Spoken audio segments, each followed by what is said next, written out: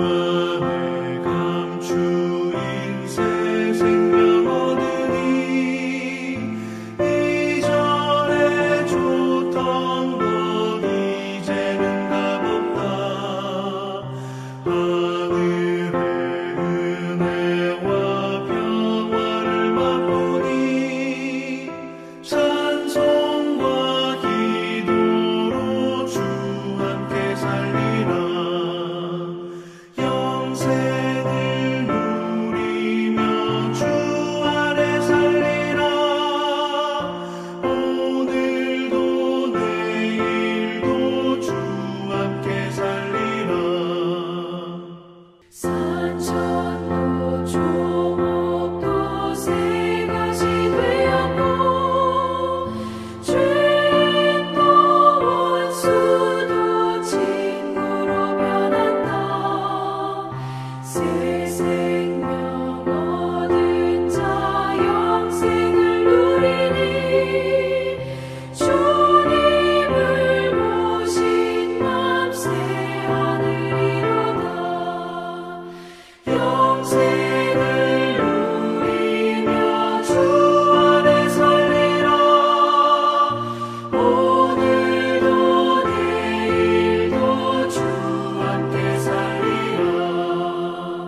주 따라가는 길 험하고 멀어도 찬송을 부르며 뒤따라가리라.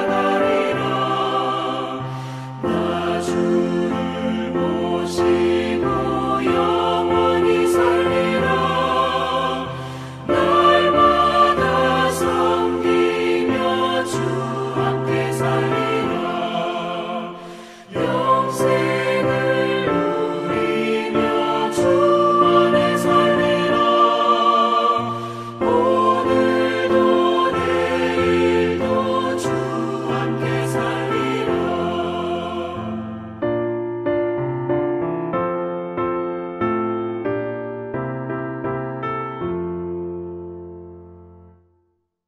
주기도문 하시겠습니다. 하늘에 계신 우리 아버지여, 이름이 거룩히 여김을 받으시오며 나라가 임하시오며 뜻이 하늘에서 이루어진 것 같이 땅에서도 이루어지이다.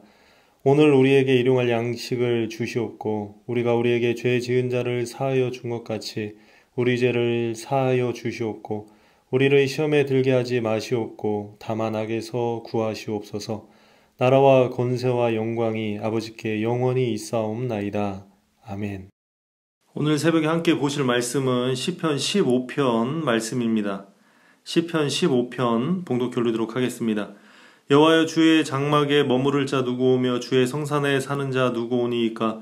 정직하게 행하며 공의를 실천하며 그의 마음에 진실을 말하며 그의 혀로 남을 허물하지 아니하고 그의 이웃에게 악을 행하지 아니하며 그의 이웃을 비방하지 아니하며 그의 눈은 망령된 자를 멸시하며 여호와를 두려워하는 자들을 존대하며 그의 마음에 서원한 것은 해로울지라도 변하지 아니하며 이자를 받으려고 돈을 구워주지 아니하며 뇌물을 받고 무죄한 자를 해하지 아니하는 자이니 이런 일을 행하는 자는 영원히 흔들리지 아니하리이다. 아멘. 오늘 읽은 시편 15편의 말씀을 가지고 주와 함께 거할 자라는 제목으로 은혜를 나누려고 합니다. 본 시의 기자인 다윗은 이러한 질문을 하고 있습니다. 주의 장막에 머무를 자 누구 오며 주의 성산에 사는 자 누구 오니이까. 주의 장막은 하나님의 법궤가 있는 곳이고 주의 성산은 주의 장막이 있는 산을 의미합니다. 이 말을 해석하면 하나님이 계신 곳, 즉 하나님의 나라를 상징합니다. 시인은 하나님의 나라에 하나님과 함께할 사람이 누구인지를 묻고 있는 것이죠. 본 시편을 묵상하면서 어떠한 사람이 주와 함께 거할 수 있는 자인지 생각해 보도록 하겠습니다. 그러면 주와 함께 거할 자는 누구입니까? 첫 번째로는 하나님 나라에 관심이 있는 자들입니다. 다윗은 이스라엘 역사상 가장 위대한 왕으로 기억되는 왕입니다. 그의 왕권은 막강했고 그가 누리는 왕의 부는 세상의 어떠한 사람과 비교가 안 되는 삶이었습니다. 어찌 보면 이 땅은 다윗에게 천국이라는 표현을 쓸 수 있지 않았을까라는 생각이 들기도 합니다. 왕정시대의 왕은 그 자체가 모든 것을 누릴 수 있는 자리입니다. 자신의 말 한마디에 온 나라 사람들이 순종하고 자신의 필요를 말하면 그것은 당연하게 채워지는 것이었습니다. 어떤 일이든 가능한 삶이었습니다.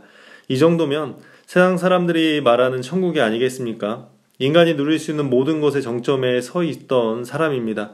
세상의 좋은 모든 것을 누릴 수 있는 자리에서도 그가 더 원하는 것이 있었습니다. 그것은 주와 함께 거하는 것이었습니다. 그래서 다윗은 자신이 갖고 있는 것보다 하나님 나라에 대한 관심을 갖고 있었습니다.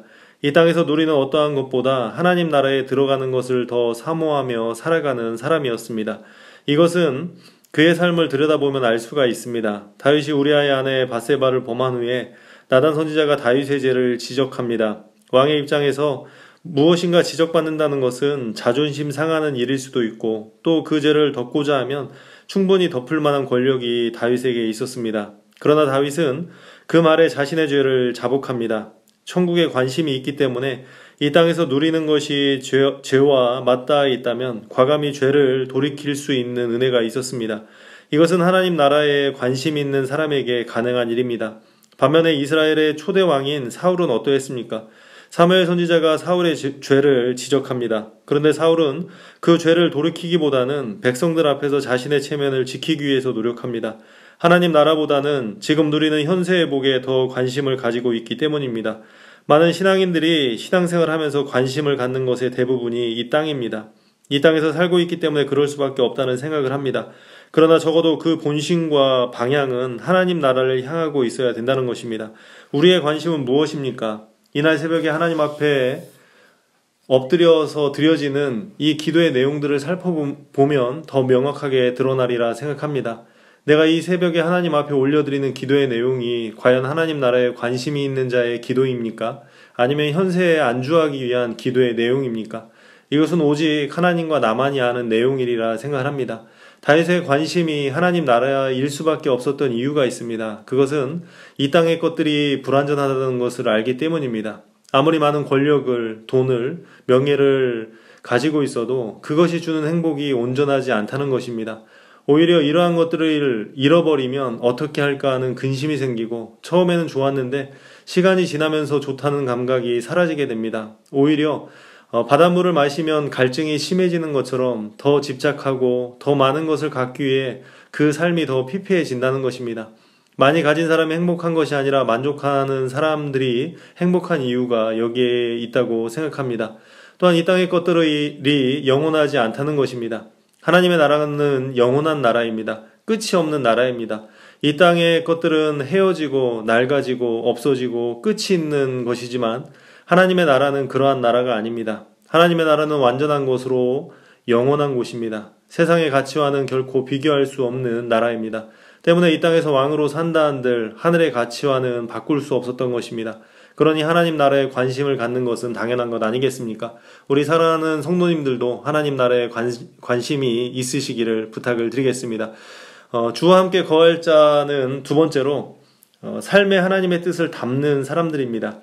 하나님 나라에 관심이 있는 사람들의 모습을 여러 가지로 나열하고 있습니다. 그 내용을 살펴보면 정직, 공의, 진실, 혀로 남을 허물하지 아니함, 이웃에게 악을 행하지 아니함, 이웃을 비방하지 아니함, 망령된 자를 멸시하며 여호와를 두려워하는 자를 존대함, 마음의 서원이 해로울지라도 변하지 아니함, 이자를 받으려고 돈을 꾸어주지 아니함, 뇌물을 받고 무죄한 자를 해하지 아니함. 주와 함께 거할 자는 이 땅에서의 삶 속에서 하나님의 뜻을 담습니다. 그렇게 살기 위해 의지를 가지고 살아가게 됩니다. 신앙인의 삶은 그 삶의 열매로 구별할 수 있습니다. 신앙인의 모습은 세상만을 충족시키는 삶이 아니라 하나님을 충족시켜야 하는 삶입니다. 세상의 기준으로 좋은 사람이 아니라 하나님 보시기에 선한 사람이 되어야 한다는 것입니다. 여러 가지 삶의 모습을 나열했지만 간략하게 요약해 본다면 선을 행하며 불의와 타협하지 않는 삶의 모습입니다. 하나님 나라에 관심이 있는 사람들의 삶은 그 나라를 허락하시는 하나님의 심정을 자신의 삶 속에서 담아내는 삶입니다. 이러한 삶은 결코 쉬운 삶이 아닙니다. 나의 자아가 포기가 되어야 하고 나의 이익이 포기되어야 하고 나의 소유가 포기될 때 가능한 삶의 형태입니다. 그럼에도 불구하고 자신의 삶 속에서 하나님의 뜻을 담기 위해 의지를 발휘하는 사람들이 주와 함께 거할 자라는 것입니다. 주와 함께 거할 자는 마지막으로 예수 그리스도의 은혜를 기대하는 사람들입니다. 앞에서 열거했던 하나님 나라에 관심 있는 사람들의 모습들은 인간의 수준으로 하나님의 기준에 합당한 내용이 될 수 없음을 인식해야 합니다. 우리가 아무리 선하게 산들 정직하게 공의롭게 진실되게 행해도 하나님의 기준에는 결코 도달할 수 없습니다. 열심히 노력한다 해도 여전히 죄인이며 하나님께서 원하시는 수준에는 미치지 못하는 존재입니다. 그런데 하나님의 기준은 절대 변하지 않습니다. 그러나 주와 함께 거하기 위해서는 이 기준이 충족되어야 합니다. 불가능한데 가능케 되어야 한다는 것입니다. 불가능이 가능케 되는 것은 은혜밖에는 방법이 없습니다. 바로 예수 그리스도의 은혜로 가능케 되는 것입니다. 우리는 선을 행해서 구원에 이르는 존재들이 아닙니다. 율법을 지켜서 의롭게 되는 존재들이 아닙니다. 우리가 선을 행하며 율법을 지키는 것은 구원받은 하나님의 사람들이 마땅히 살아야 하는 삶의 모습이기 때문에 그렇게 살기 위해 노력한다는 것입니다. 마음의 중심에 구원의 감사함이 있고 그 감사함을 자신의 삶 속에서 선으로 나타내기 위해서 수고와 분발하는 모습이 있는 사람들이 주와 함께 거하는 자가 된다는 것입니다. 구원받은 하나님의 백성들은 부족해도 하나님 나라에 대한 관심을 가지고 살아갑니다. 부족해도 자신의 삶 속에서 하나님의 뜻을 담기 위해서 의지를 발동하며 살아갑니다. 여전히 부족함을 알지만 그럼에도 은혜 가운데 있음을 인식하며 감사하며 살아가는 인생들입니다. 오늘 하루 세상 가운데 살아가시면서 내가 하나님께 구원받은 하나님의 백성으로서 살아가시는 삶이 되기를, 또 하나님께서 인정하시는 귀한 한날이 되시기를 주님의 이름으로 부탁드립니다. 다 같이 기도하시겠습니다. 참 좋으신 하나님, 나를 예수 그리스도의 은혜로 구원해 주심을 감사합니다. 오늘 하루도 구원받은 하나님의 백성으로 하루를 살아갈 것인데 내 뜻을 이루는 한날이 아니라 주님과 거하기에 수고하고 애쓰는 한날이 되기를 소망합니다. 부족함이 있어도 연약함이 있어도 주님을 의지하는 중심에 은혜를 베풀어 주시기를 원합니다. 하나님 보시기에 합당한 하루가 되게 하시고 나를 구속하시고 또 함께 하시는 예수 그리스도의 이름으로 기도드립니다. 아멘.